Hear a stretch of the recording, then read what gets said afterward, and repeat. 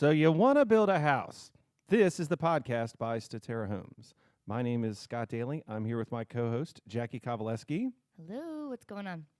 And in this podcast, we are going to talk to you about a bunch of different things that are related to real estate, Delaware, new homes, marketing, and all kinds of other fun little things that we can get into in 20 minutes or so each episode. And so we're just going to launch right into it because we know that despite our celebrity status, you might not necessarily just want to hear from Scott and Jackie, but we have things to talk about today. Jackie, what is on the Audible menu? We are talking about green building today. Green building. Okay, so when you say green building, what is that? Is that like we like buildings that are the color green? Because it's not a popular sign. Yeah, right let's now. talk Green. about buildings that are colored. Yeah, colored differently. when people pick green, we try to talk them out of it. No, we are talking about any kind of energy efficient efforts a builder may be taking to build your home or install in your home. Right. And we're not actually just going to list all the green building attributes a builder may perform or promise. We're actually going to talk about how they market the green building. So if what they do is normal or extra efforts. Right.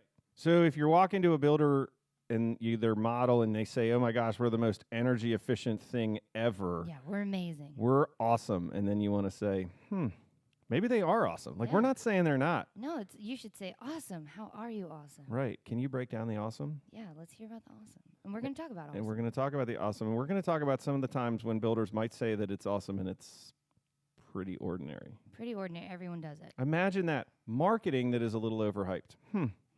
Hard to fathom. And we actually have an analogy for it. We do. So listen, most people don't necessarily know a ton about new construction and building and all that, but a lot of people know about coffee, right? So in order to follow the analogy, you have to understand coffee. And so I was in the supermarket. I brew my own coffee in the mornings with a very snobby home brewer, but I'm a cheapskate when it comes to coffee. So it's ironic that I have this brewer that's supposed to brew this amazing cup of coffee, and I put cheap coffee in it. But one of the things you'll notice at the supermarket is that there are, 30 different brands of coffee, and Starbucks owns half of them, which is hilarious. But the other thing is they will all say they're Arabica beans, 100% Arabica beans. And so one time I Googled this, and like 60 to 75% of all coffee beans that are roasted in the world, and something over 80% by most estimates that actually come to the United States, are Arabica beans. And so here are all these people, these gigantic coffee companies and these little organic ones that are, small, and they're all saying we have Arabica beans. And at some point you're realizing, the cheap stuff, the thing that comes in the plastic bin, that's Arabica beans too. Like, everybody does it. And so at some point, when it is a common feature of every type of coffee that you can buy, the expensive stuff from Italy or wherever, and the cheap stuff that's like grown in somebody's backyard in Missouri, that stuff is all Arabica beans. And so it's a marketing tool because everyone slaps it on the little bag or the little tin. Well, they're tricking you into thinking it's a differentiator. That's exactly right. They're tricking you into thinking it is a differentiator. Right. Funny you should mention that. So the analogy is this: much like Arabica beans for you coffee aficionados, there is an issue with the way a lot of builders talk about green building and energy efficiency in new construction, right? Yes, correct. And so we're going to break a few of those things down. Let's do it. Very quickly. Let's get into Sussex County Building Code. Right. So we're based in Sussex County, Delaware, and a lot of people are moving here because it's near the beach and it's great and the taxes are low and the cost of living is reasonable. And so most of the new homes that are built are actually not in the towns, meaning if you're you might have a Rehoboth Beach address, but you might not actually be in Rehoboth Beach proper. And so you can have a Rehoboth Beach address and you're in the town, you're in a county, and the county's in charge of your inspections. And here's the thing about the county actually has some pretty strict energy codes. And a lot of the things that many builders in Sussex County advertise that are features that they do in their homes are actually required by code. They are the Arabica beans of green building. But you wouldn't know that because you're a normal, regular person Right. looking for a house. So when they say Yeah. that their house is tested for air leakage, well, it has to be to pass code. When they say their house has tested the air ducts for the heating and air conditioning system are tested for certain leakages, they have to be tested in order to pass. When their their insulation is inspected, it has to be inspected. When they say they have a conditioned crawl space, well, it has to have a conditioned crawl space. These are things that builders hype up in their marketing that everybody is doing. And the reason why everyone is doing it is because the code for Sussex County requires it. And they are the Arabica Beans. So if somebody walks in and goes, hey, we're going to independently test and have a third party verify that your ducts don't leak more than 6% or more than 3% or whatever they're saying. Well, guess what? Right. The builder that isn't saying that and is talking about something else, yeah, they're still doing that too, because you cannot pass all your inspections and final the house out without doing those tests. So everybody... Right. It's all good stuff. Everyone else is just doing it. Right. They're already doing it. Right. Now, the good news is that every new home that is built in Sussex County is going to be dramatically more energy efficient than one that is like 10 years old. It's a huge difference. But that's something we can talk about later if you want. okay. All right. So that's a big thing is that the Arabica beans are a lot of the green building hype. Yeah. And one way, so you walk into a model or you start talking to a builder and you're, confronted with all these amazing things that the builder is doing. Well, how should you or what should you ask to try and get an apples to apples comparison on builders? Right, which is really, really difficult. So if you go through all the standard features of the builders and you're trying to compare, so who's offering the best value, and that's a very complicated question. We'll talk about that some other time. But if you're just looking on pure green building or energy efficient standards, there is something called a HERS rating. HERS stands for the Home Energy Rating System, and it is an acronym. And the HERS rating is basically a comparison of how energy efficient the house is going to be. And look, there's a lot of hype in builders that talk about their HERS ratings. But what is that generally speaking, at least in terms of energy efficiency, a lower HERS score is more energy efficient, and it will kind of zero out the builders in a sense. So, if you build and the house HERS rates at a 60, that's pretty efficient. Now, they're going to tell you, the number 100 is what you would get in a new construction home, which again is a little bit of hype. And that's true maybe nationally, but locally, because of the energy codes, a house that is built to Sussex County's current energy code is going to score about a 75 on a HERS rating. Right, and that's just out of the gate. Deceptive. But you don't want to look at national standards because building everywhere is different. Right. You build different structures for different areas. It's just the way it works. Right. So we get a lot of people that come from the north and wonder why we don't use oil heat. We get a lot of people come from the Florida and wonder why our first floor walls aren't made out of concrete. The way that you rate a window, in the south you worry about the sunlight. In Delaware, you actually want the sunlight to come in the window, whereas they're not really insulating windows in Florida. They're just protecting for sunlight. We have to insulate windows because it's cold, but we want to block some sunlight, but we want a lot of sunlight in because we actually want the heat energy. So you're going to build differently in different places. So the way you've seen it, if you're from somewhere besides Delaware, may not actually be the right way to do it. And ask about the HERS rating. Go in there, and they can get it to you, right? It might not be available, but they'll get Some builders are very open and talk about their HERS scores for their houses, and some builders don't. And generally speaking, if you're going through all the testing that you need to pass the energy codes for the county, you're going to be able to HERS rate your home pretty easily. But if a company is serious about energy efficiency and they say that's a priority to them and they're not able to get you that information, even if the sales rep can't just rattle it off, our HERS rating is 42. If they can say, hey, look, I'm not 100% sure what our HERS rating is right now, but I can get that information for you, that's good enough. And just follow up and make sure they get you the information. And so if you have a couple of builders that are testing out in the 50s and low 60s, which are good, very good energy scores, then that if those builders are talking how energy efficient they are, but their HERS ratings aren't any lower, then they're probably just talking, and their house is not that different than the other builder that has that and is talking about something else. Every builder is going to talk about something that's important to them. So one thing we should mention before we move on is that the HERS rating scale isn't linear, so it's harder to get from a low number to a lower number than a higher number to a high number. Right, and there's also there's diminishing returns, meaning that the difference between 80 and 70 is bigger than 60 and 50, and to get the number down, the closer you get to zero, the more expensive it gets, meaning zero would be a zero energy home.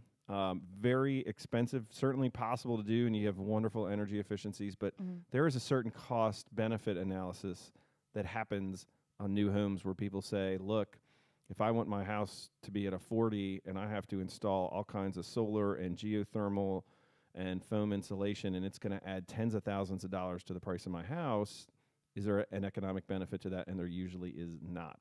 So so it's not a linear scale, and to drive that number down gets very, very expensive.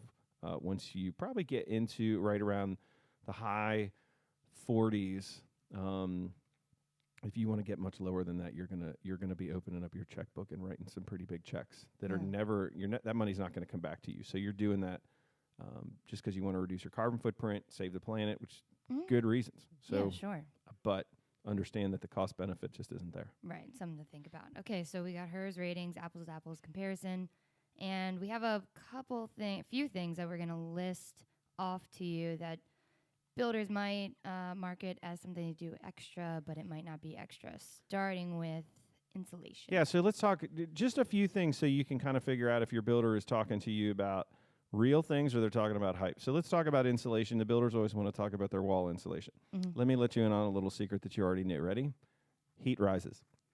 So be more worried about the ceiling insulation than the wall insulation, because the heat that is trying to get out of your house is trying to go out the top, because that's how the physics of thermodynamics or whatever. I was not much of a scientist. English. Yeah, English. Anyway, so heat rises. So worry about that. And then anyone that knows about energy efficiency will tell you that air sealing your house is equally or more important than insulation. Everyone's talking about, oh, I need a really good insulated wall. But if you have air that leaks directly from the inside of your house to the outside of your house, it doesn't matter how well insulated your walls are if the air is leaking. So less insulation and a better air seal probably makes for a more energy efficient house. Right.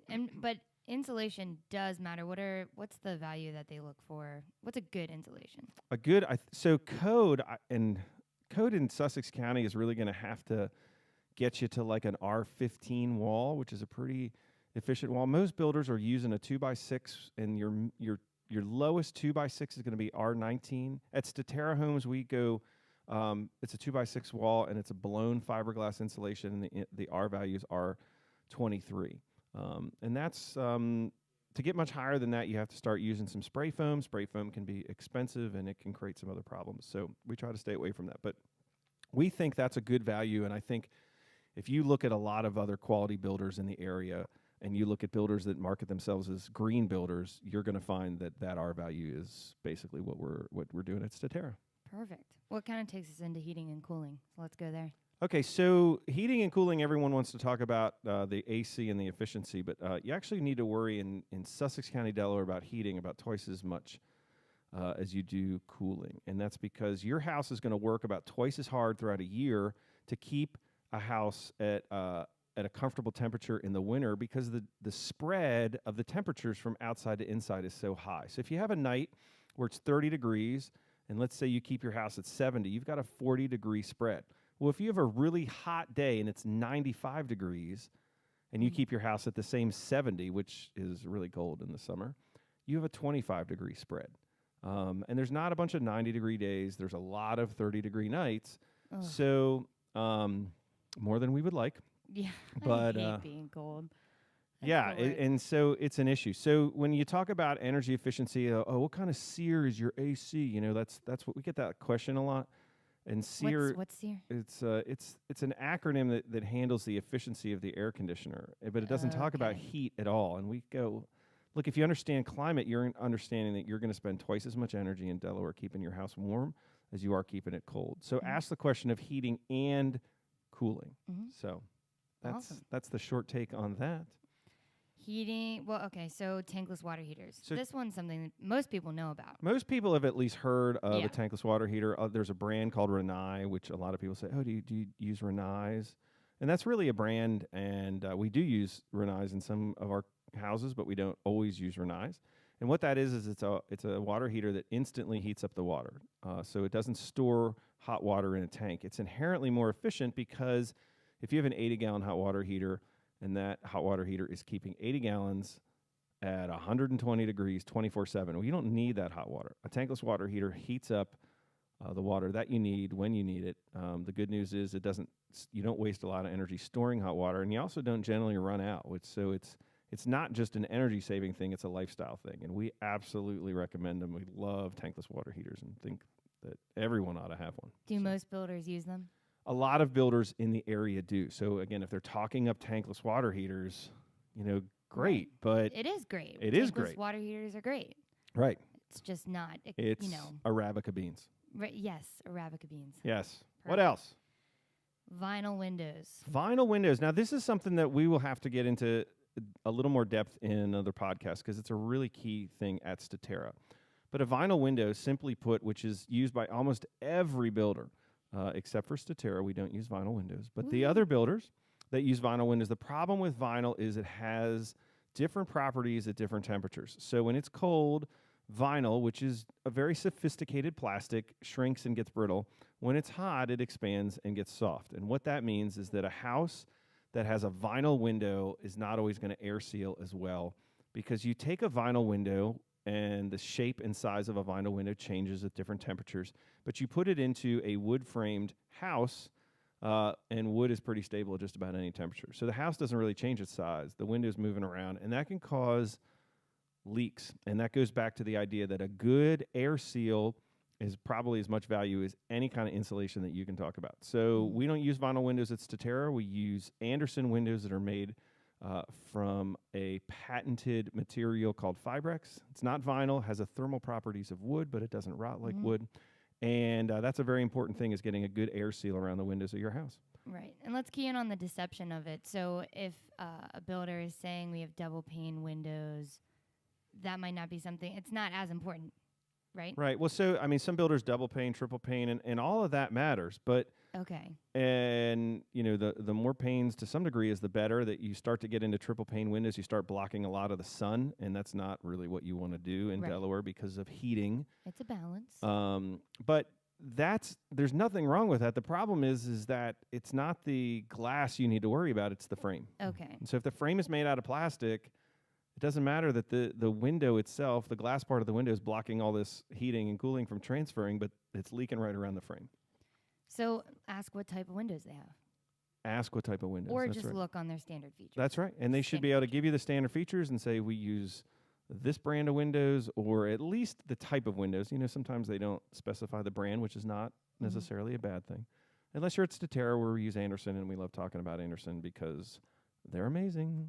So what else? Windows, what else? Well, you kind of mentioned it before. I don't know if you have anything else to add on conditioned crawl spaces. I would just say this. A conditioned crawl space is where they heat and cool your crawl space.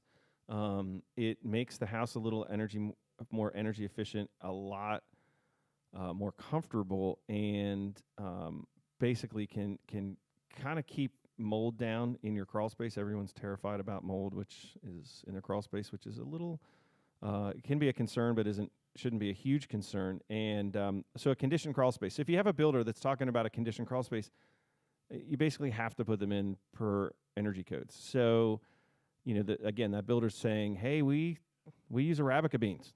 Arabica bean. The Arabica bean. Well, wow. So there are, and I've learned there's different types of conditioned crawl spaces. So is that something a person should ask? What kind of conditioned? Right. I mean, if you think, first of all, if you get to conditioned crawl space, you're in a good place. The other thing would be, do they put concrete on the floor? Do they put plastic on the floor? Do they put stone and plastic on the floor? There's a lot of different ways that you can seal up the bottom of the crawl space. Concrete can be better, but there are other good ways of doing that. And generally speaking, what you have to remember is if you're really hyped about your crawl space, you got to ask why. Like, you're not going in there.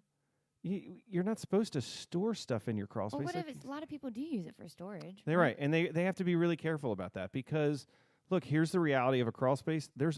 Nature finds a way. Yeah. Stuff can get in a crawl space. It is a surface of your house that is below the grade outside, and it's not supposed to have water in it, but there's always some natural situation that can come up and water can get in there, and then you've got your stuff in there. It's not easy to get in and out of a crawl space. If you need storage, talk to your builder and have them put it somewhere else in your house. If you think, I'm going to use this crawl space, don't. That's not what it's designed for, and then you're going to end up getting frustrated. I would have used it for storage. Right, and we have customers that are like, we want to use it for storage, and then it's frustrating because the way a conditioned crawl space works, it has supply air, so hot and cold air, depending on the season, pumps into the crawl space, but it doesn't have return air because you don't want the air in your crawl space getting in your HVAC system and being circulated around your house. That's nasty. So it's stale air. And if you go in there in the spring or the fall when your heating and air conditioning isn't running that much, it's really stale air. And let me tell you something, that's okay. It's your crawl space. When people walk in, it smells stale or musty in my crawl space. Yeah, because it's your crawl space. Does it smell musty in your house? No. Okay, so get out of your crawl space. All right, you're getting all hyped Move up. on. Okay, look, we can move on. Move on. We can move on. It's Arabica. Just it's Arabica. Okay. Next box. You find your oaky tones or whatever, coffee. There's it's got a oaky flavor. Like I never understood. That's in like wine too. That's because you're not a wine. Okay, but no, that's not my question. My question is this: because you are a wine drinker, Jackie. How do you know what oak tastes like? Do you lick a tree? Do you gnaw on one? That's just like flavors of candy, kind of. Wrong. No, I eat candy. I don't eat oak trees. Look, we can talk about that another time. We can talk about flavors another time.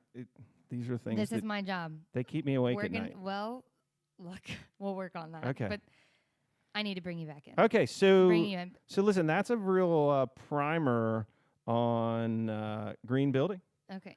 And hopefully that gives folks that are listening just a little bit of ammunition that they can go on and sort of sort out the Arabica bean hype from the reality of new construction. Yeah, it's important. It's really an exciting topic because people care. People care more than they did in the past. People want to know what sort of impact they're going to have and what money they're going to save.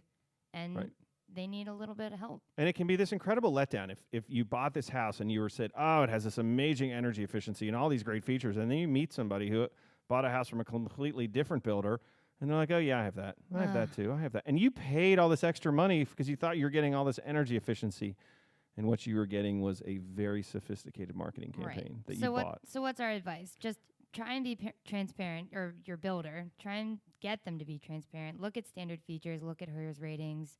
Do your research. Right. Do your research. I mean, a new home is an incredibly expensive thing. So we want you to care about how your home is built because you're going to research all kinds of, I research coffee enough to know about Arabica beans. Coffee costs, the expensive stuff's $13 a pound.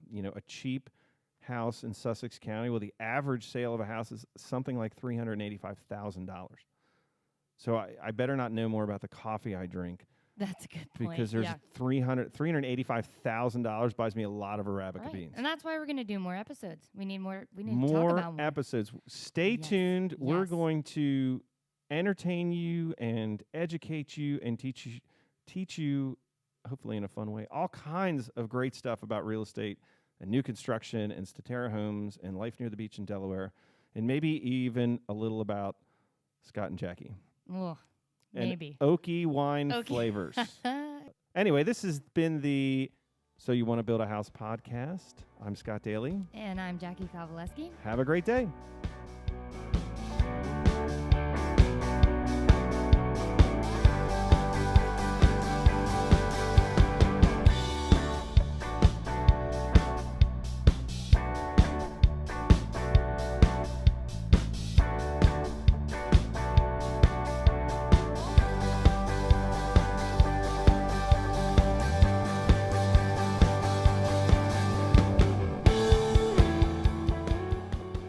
So You Want to Build a House is brought to you by SYWTBAH Homes. SYWTBAH Homes is a craft home builder in southern Delaware. This builder finds value in working with you to build a home that is the perfect fit for your lifestyle. SYWTBAH truly sets themselves apart from other builders in the area. To find out more, visit their website, www.stayterahomes.com. That's STATERAHOMES.com. Or call their model home at area code 302-329-8881. That's 302-329-8881. Music from this podcast was by the band Defining Parallel from their recent single, Painted Lives.